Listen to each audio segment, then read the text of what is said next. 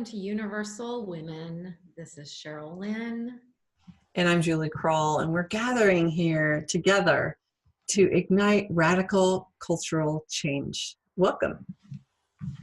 So last week we talked about well-behaved women never make history, and we were talking about language, but we want to continue the conversation. And the conversation around radical acts. What are, when we look at our history, what did radical mean in the past? But also, when we say radical, so here we are, women who've been good girls for a long time, and we're talking about being more out there in a radical way in order to make these shifts that are being called for. So what does that mean to you, Julie? Like what are those radical acts for you, and what is that part of it? You know what? First move, when you asked that just now, one of the things, I just want to say this first, one of the things that I love about our conversations is we don't plan this out. We don't have an outline. We don't know what we're going to talk about. So when you ask me what that means, I just want to say that to, our viewers here, is that this podcast is just in the moment, radical, raw, organic, and here we are. It's like we're going to talk about topics that for universal women, as we're stepping into our power, really balancing our power with masculine, feminine within us and within the culture to create that cultural change. So saying that, I just wanted to presence that because I think it's important, and it makes it fun for me. It's like we just show up and we see what wants to come through. When you ask me what is radical acts, and I was thinking about that, like as soon as you start talking, I'm like, when have I had radical activism, radical behavior, radical voice? What is radical action that creates radical cultural change? But just even in my life and in my vocation and in my relationships and my family. And the things that, this is really kind of a sad commentary, actually, because the things that popped up for me were more about finding courage to stand up to power, finding the courage to speak my truth with love and compassion to power. So when I thought about me and radical acts, I'm thinking about, so I'm at this meeting of global leaders, and it's run mostly by men, and we're in this 4-day retreat, maybe, probably a 4-day retreat. And I'm listening to men being in the old way. And a radical act for me was to find the courage enough to stand up and say my truth about how they're perpetuating more of the same. Finding my truth and my courage to label what was happening in the room. I'm a synthesizer. You kind of know that.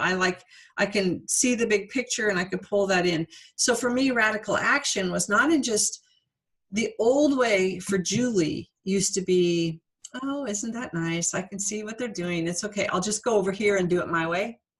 Instead of really standing up to authority and power and saying, wait a minute, you guys, let's look at this a new way. Let's look at this a different way. And I'm going to own my part of this, and I'm really going to ask you and invite you to own your part.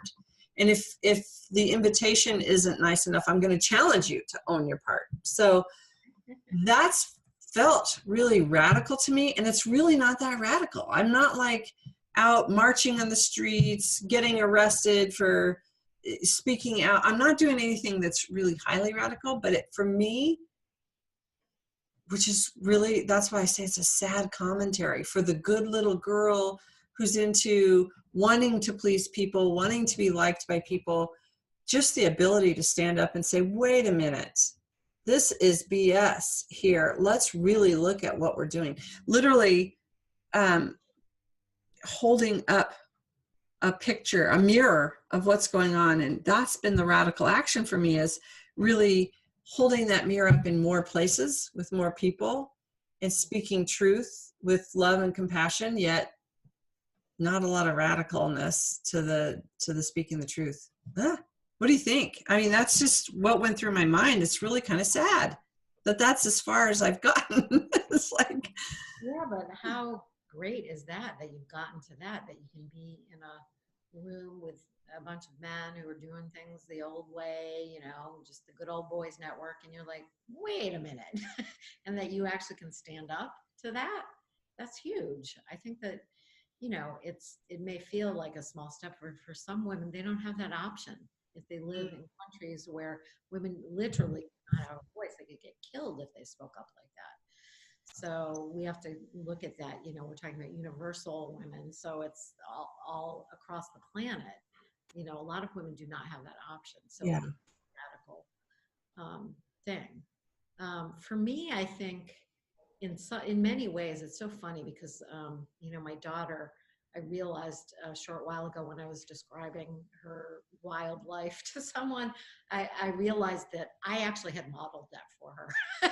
Like I couldn't complain about her being out of the box and trying all sorts of interesting things because I've been like that. So, I haven't done things that maybe aren't societally unacceptable, as much as she has. But, for a long time, I've kind of marched to the beat of my own drummer and done things a little differently, from doing a lot of traveling and traveling on my own. And the road trip we did, that was pretty radical, like leaving our husband behind and traveling around the country and filming and, staying in people's houses that we'd never met before. I remember a lot of people were like, oh my God, I could never do that. You guys are so brave. So, I feel like I've done, I've been an entrepreneur. I've experimented a lot with a lot of different things. But the thing that popped into my mind most of all, where radical change for me has to do with my personal relationships, but also modeling that in my work and talking about relationships with people and interacting with others and being willing to have the uncomfortable conversations. As I've gone along in my life, it's gotten a little easier, but I've been committed in more recent years to not let things slide, to actually confront the uncomfortable things. And I think that this is, for me, a key to, expanding even more in having conversations about things that, are scary about our world and what's going on, and whether it's politics or the environment or education or whatever the category is, being willing to speak up and say things that maybe aren't so popular. Maybe you're going to get judged for it, and I think that that's a huge thing, and certainly something that there's a lot of sweeping things under the rug in our culture. And I think we can't keep doing that because it's become to our own detriment that we've just, it'll be fine. And it's not fine. There's lots of things that we've done that with.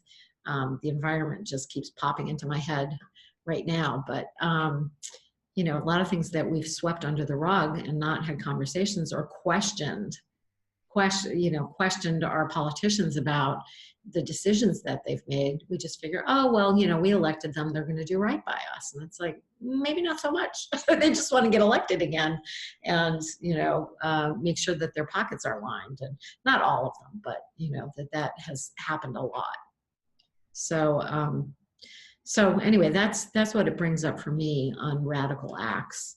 What about well, I don't know if you want to respond to that or have more to add to that for yourself, but also I'm thinking about, the radical women don't make history. Is that actually true?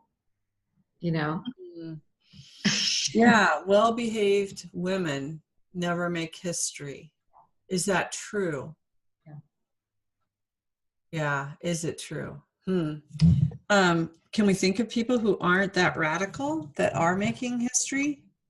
Because even like when you affirmed that my actions were radical, that felt good to go, wow, look, you developed the courage to do that.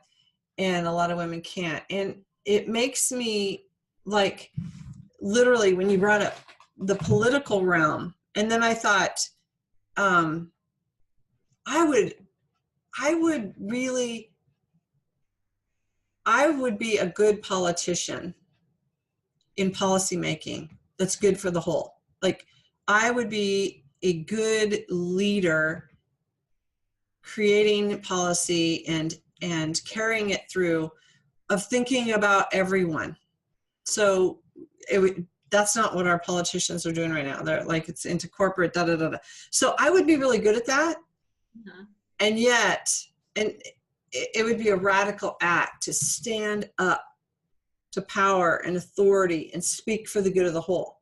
That would be radical right now, and it's needed.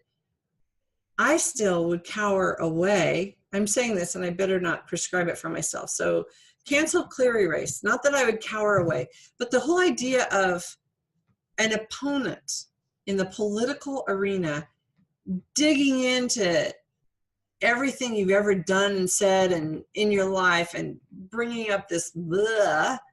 And I'm thinking I wouldn't give them a lot to bring up, but I still have that attachment to my childhood shame and other things. That it's like, oh, I wouldn't want them to hurt me in that way. I wouldn't want them to bring up the truth about this or that, it's like, so I still have that cowering sense of not claiming the radical act and the radical truth that needs to be spoken if I'm not liked. And so this is an important, I think, crossroads for me in my life right now, is going forward and embracing all of me and letting all of that go. Like, literally, how are they going to hurt me? Like, being that radical woman that would create radical cultural change is really speaking a truth. And the fear not message needs to be comforting.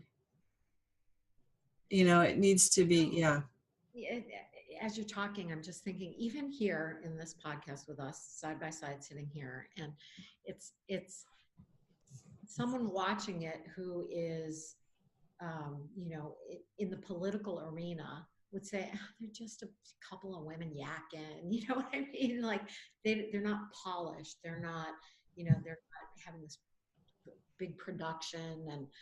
And why have we moved our culture to value that, where we have stopped valuing authenticity, where we've stopped connecting, like where we want someone to be this shining example up on a pedestal. That's our leader, and they're perfect. And so we're going to dig up all the dirt on them to make sure that they can stand up on that pedestal and be in the spotlight representing us. But why would we want someone inauthentic like that representing us?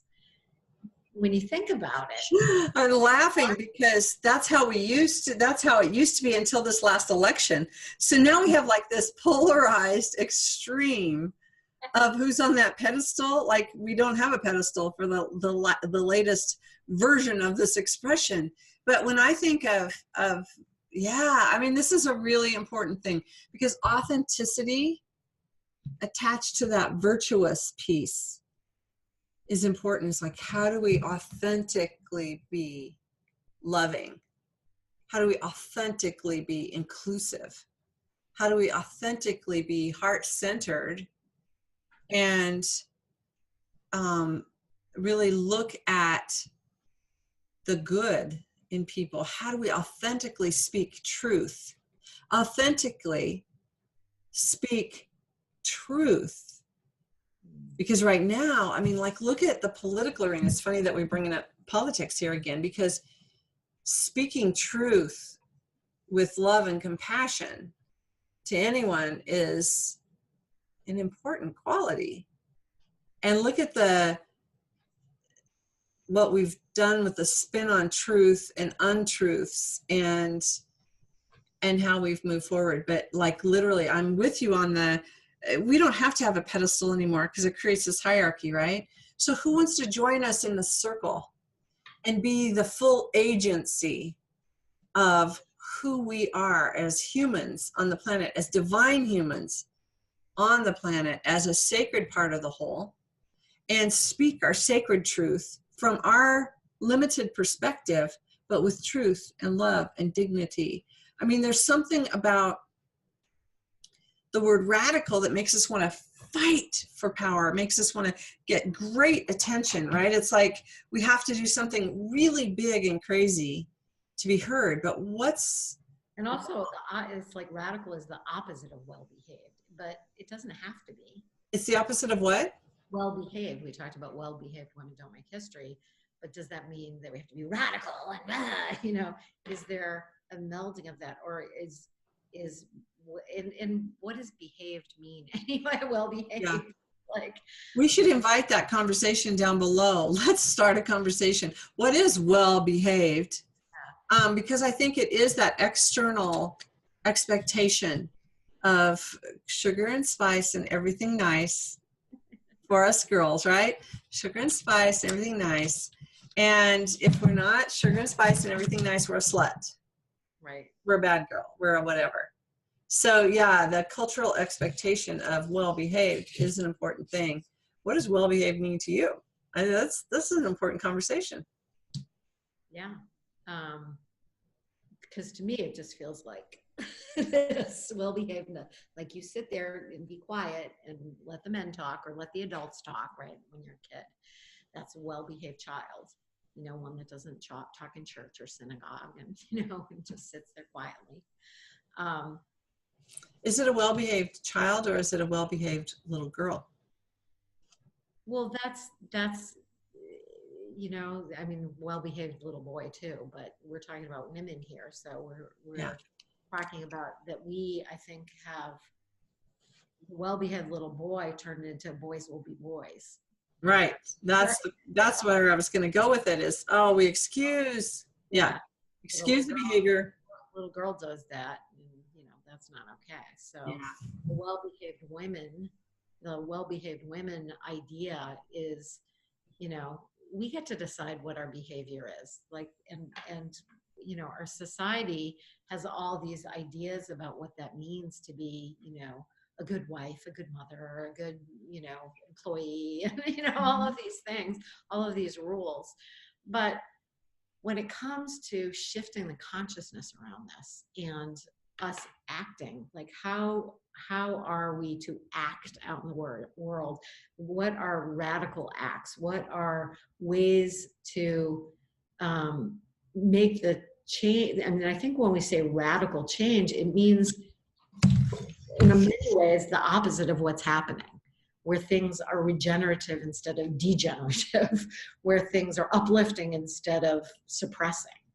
And that to me is what the radical change is. And in order to do that, sometimes it's a gentle nudge, and other times it does feel like what's being called for is something more aggressive, or, you know, like, I am not going to stand for this anymore. You are not going to, you know, be calling me that name, or you're not going to be excluding me from that process that, you know, has been traditionally men, or whatever it is. You know, sometimes it needs that force.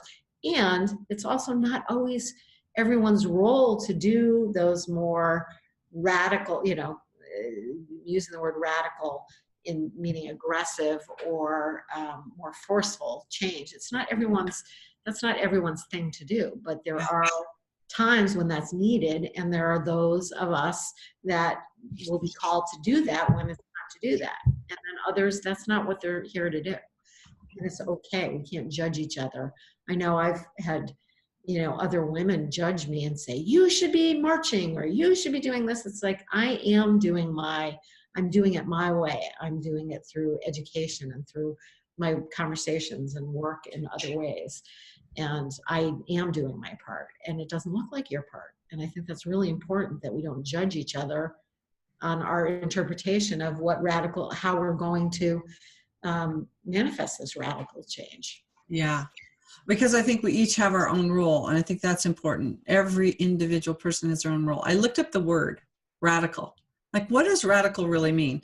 And one definition is thoroughgoing or extreme, especially as regards change from accepted or traditional forms.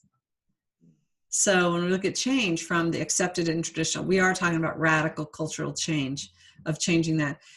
Favoring drastic political, economic, or social reforms. We are definitely favoring drastic change right now. I mean, hopefully that's what this podcast is about, that we can really talk about some of those drastic measures that would come in. Favoring, supporting, or representing extreme forms, and forming a basis or a foundation, the radical reasons coming down to that purest sense of form, existing inherently in a thing or a person. So yeah, is an adjective, radical cultural change. It really is about challenging the systems and structures and those forms that are no longer working for us, and then bringing in maybe sometimes even a counterintuitive kind of solution or a way of looking at something or a different perspective.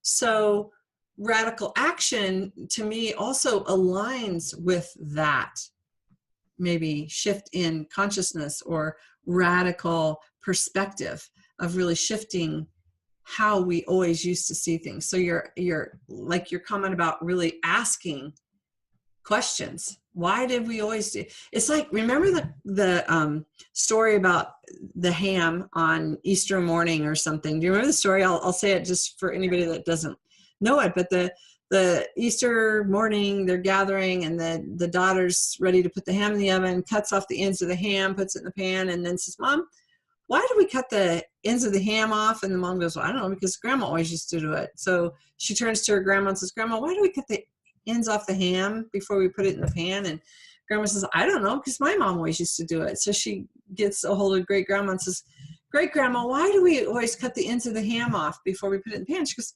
"Because it never used to fit in the pan." So like, that's how we have been on our planet. You're talking about environment and culture, looking at that climate change. Like, why do we do the things we do? We developed all these disposable items. We got so into consumerism. We're always doing what we're doing. And it is time to stop and ask ourselves, why are we doing it this way? I've done that with the holidays this year. I've really stopped and said, look at these traditions. Why? Why do we do these traditions? And what do I want to do about these traditions? And really evaluate, speculate, look inside, go for the deeper meaning. It is time for radical action and radical new perspectives. Yes. Yeah. Yeah, we did that with Thanksgiving. We looked at it, and we didn't even call it Thanksgiving. We called it a grateful gathering because I just wanted to change the energy around it and the expectations of it, how it had to be and what it had to be. So what else can we do that with, in our, that we're on autopilot with, right? And I agree that that's really how we're going to move forward, by questioning everything. Questioning everything. I had a bumper sticker. I just remembered, it was a long time ago. I was young, and it said, "Question authority." Now I have the URL, questioneverything.com. I think that's the one I got way back. It's like question everything. And I bought that URL. Like, I think that is that's an important piece. Right before I looked up radical, you had said, we each have our own individual piece. And I think that's a beautiful thing for us to really wrap the conversation into closure here, is to really just acknowledge that we are unique, radically unique individual expressions of the greater whole. And each one of us, everyone tuning into this conversation, has unique gifting, unique, a unique template, a whole expression that's wholly you, and it is different than everybody. And with that, we're called to deep dive into that. Like, really go in and go, what is mine to do? That's all that we're called to do, is what is mine to do. And so often we look at what everybody else is doing and we're never enough, or there's too much to do, or there's this, you know, to create radical cultural change. Like seriously, that means conversations on every street corner all across the world, right? Not just in my own community. So it seems big and daunting, but igniting radical cultural change is just igniting one person at a time to step into that fullest expression. And that is enough. Yes. Yes, absolutely. And I think it's really important. I mean, we've created this platform so that we can bring you into the conversation and hear your comments and hear your individual expressions of what this means to you. Because I think when we have the conversations beyond just Julie and I, that we're going to start feeding off of each other and getting ideas of how we can expand our view of ourselves and our part in all of this and what we can do to help. Yeah. Thanks, Sherryl. So if you want more information, look at the box below us. There'll be our links, how to get a hold of us, and more about the work. How are we coming together, all of us, to create radical cultural change? This is UniverSoul Women. Thanks for joining us again. Bye now. Bye for now.